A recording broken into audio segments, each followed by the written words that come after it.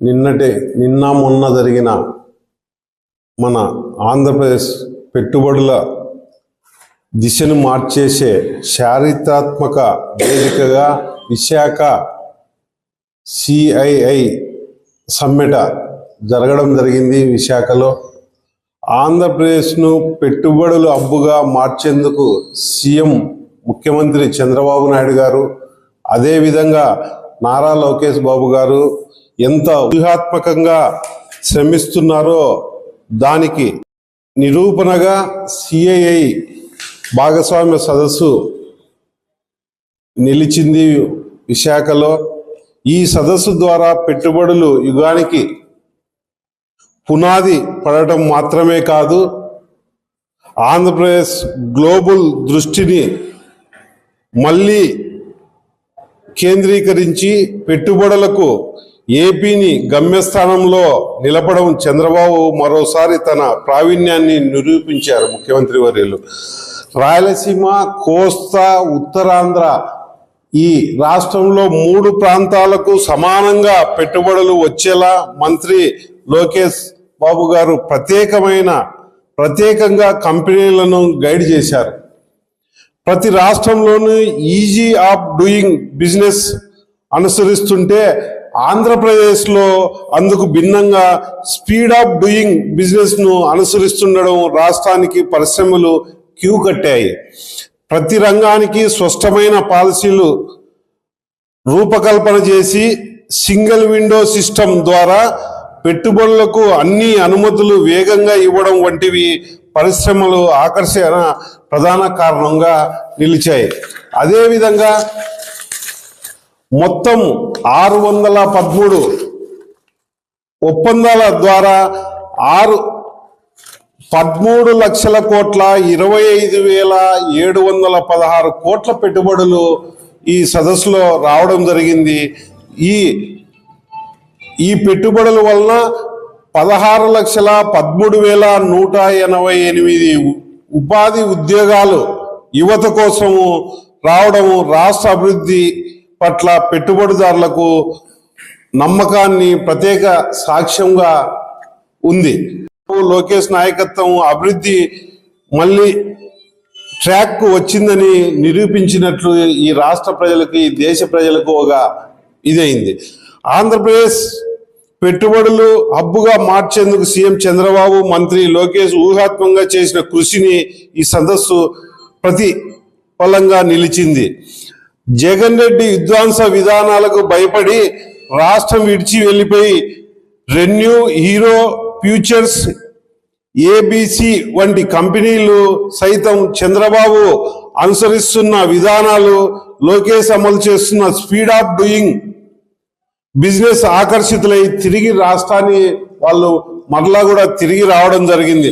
రాయలసీమ యొక్క సువర్ణ యుగం ప్రారంభమైంది. ఇక ఈ ప్రభుత్వంలో పెట్టుబడులు ఒక ప్రాంతానికి మాత్రమే కాకుండా 3 ప్రాంతాలకు సమానంగా పెట్టడము ఇది ప్రభుత్వం వికేంద్రీకరణ నిబద్ధత నిదర్శనంగా నిలిచింది. నాడు జియోను, వాల్యూ, మైక్రోసాఫ్ట్ వంటి టెక్ దిగ్గజాలను హైదరాబాద్కు తీసుకొచ్చిన అభివృద్ధిలో రాష్ట్రాన్ని ముందు ఉంచిన చంద్రబాబు గారు ఆ రోజుల్లో నేడు కూడా ప్రతి ప్రాంతానికి ప్రధాన పరిశ్రమలు తీసుకొచ్చి అభివృద్ధిలో ముందుంచుతున్నారు మన ముఖ్యమంత్రి చంద్రబాబు నాయుడు గారు. అదేవిధంగా ముఖ్యంగా నారా లోకేష్ బాబు గారి కృషితో రాయలసీమ వేగంగా అభివృద్ధి చెందుతుంది. ఇప్పటికీ Mega, ReNew, Chinta, SAEL, Cell, Bondada, Aastha, Adani, JSW, Tata, Ayana వంటి కంపెనీలను రాయలసీమకు తీసుకొచ్చి రెన్యూబుల్ ఎనర్జీ హబ్గా నిలిచారు మా నాయకులు.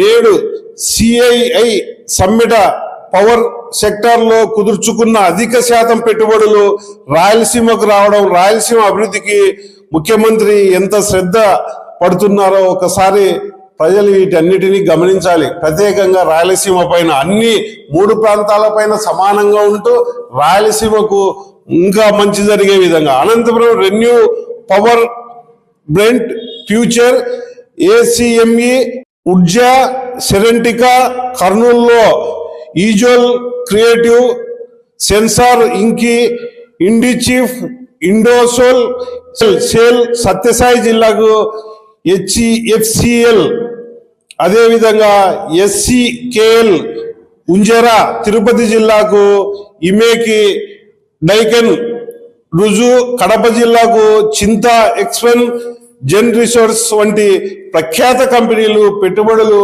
పెట్టిస్తున్నారు.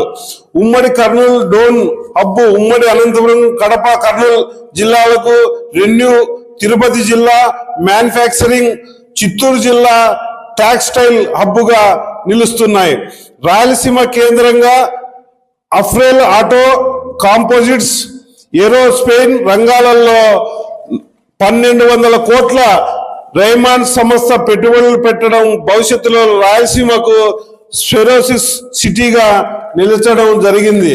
అదేవిధంగా ఒకప్పుడు నీటి కొరత విద్యుత్ కొరతతో ఈ రాష్ట్రము రాయలసీమ నేడు ఎనర్జీ ఎక్స్పోర్ట్ చేసే ప్రాంతంగా ఈరోజు ఈ పరిస్థితికి వచ్చిందంటే అది చంద్రబాబు నాయుడు గారు నారా లోకేష్ బాబు గారి నాయకత్వం వల్లనే ముందుకు ఒక ఉత్పత్తిదారుల వ్యవస్థగా మారడము ఇవన్నీ ఉండబట్టే ఈరోజు ఈ పరిశ్రమలని మన రాష్ట్రానికి రావడం జరుగుతుంది.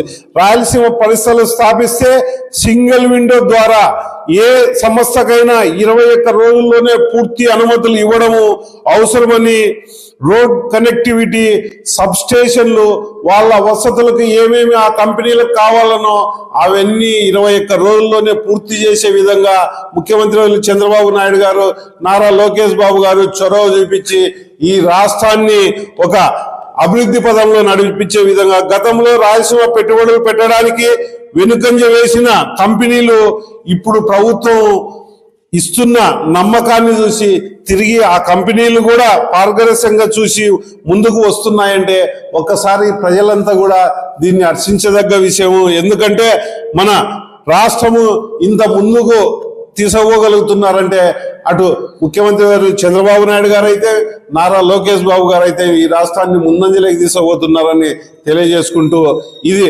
ప్రజలకు ఒక సువర్ణ అవకాశంగా యువతకు ఒక సువర్ణ అవకాశంగా రైతాంగానికైతే వ్యవస్థలకు అన్నిటికైతే ఈ నారా చంద్రబాబు నాయుడు గారు 14-19 చేసిన అభివృద్ధిలో ముందుండి 19-24లో జగన్మోహన్ రెడ్డి ఈ రాష్ట్రాన్ని చిన్నాభిన్నం చేసిపోతే గాడిలో పెట్టి ఇప్పుడు డబుల్ ఇంజిన్ సర్కారుతో ముందుకు తీసుకుపోతున్న విధంగా ఉందని తెలియజేసుకుంటున్నాం.